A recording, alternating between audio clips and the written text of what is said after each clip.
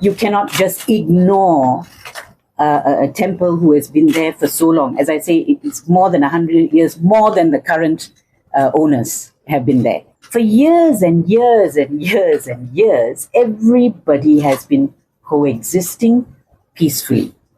Peacefully. Why in heaven's name does this government want to interfere with that?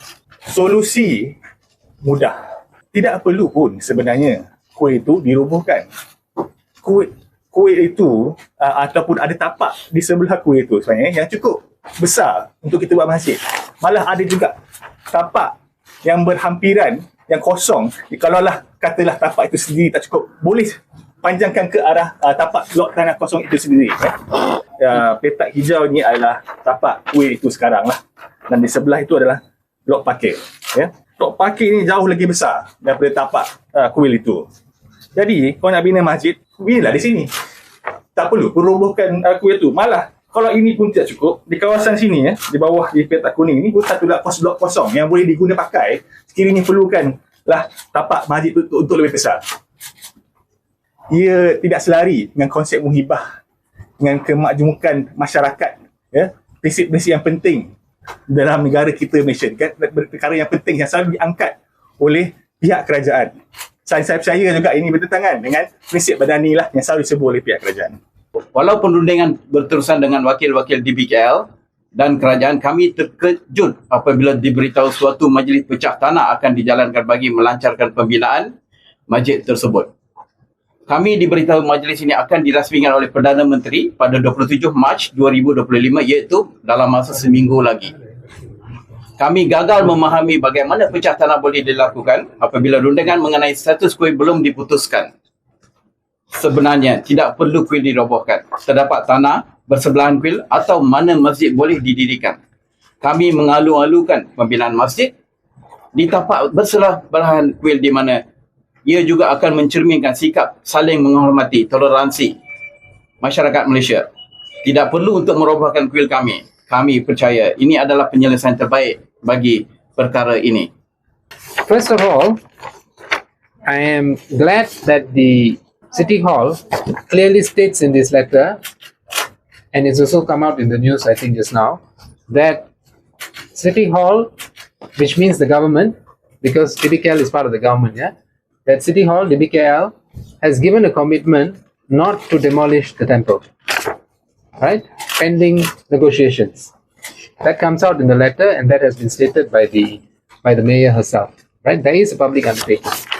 There are some other matters in the letter that I have to address now, because they are not accurate. Okay, what is stated in the City Hall letter is not accurate on some other matters. The letter says that Dewan Bandaraya Kuala Lumpur mengambil maklum berhubung cadangan pembinaan sebuah masjid di atas tanah milik sebuah syarikat swasta yang terletak di Jalan Masjid India, Kuala Lumpur.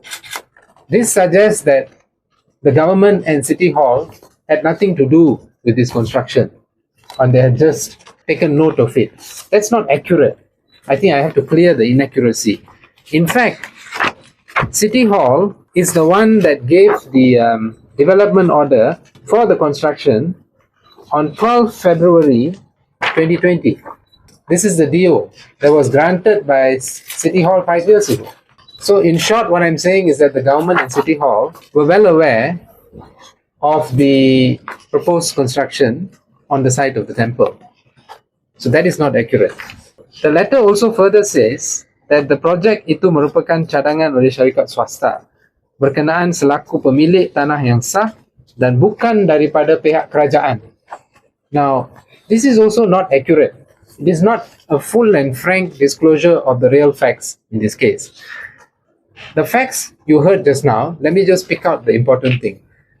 The temple has existed in that area in one form or another since 1893. In 2008, City Hall, the DBKL and the government asked the temple to move to the current site. So they moved to the current site on the behest and request and in fact instructions of City Hall and the government. Having then been given the permission to reconstruct and carry out their daily activities in the temple. And again, it became a community temple. In 2014, the land was sold by the government to a private company. I must stress here that the temple was never informed about this sale. They sold the land with the temple, even though the temple was on top of it, to the private company. Hence, the issues that have arisen in this case. The temple only found out in 2016 that the land had been sold to a third party. In other words, the land became tanah swasta because of the actions of the then government and DBKL. It is not a case of the temple going and building on somebody's private land and insisting on saying that. That is not the case.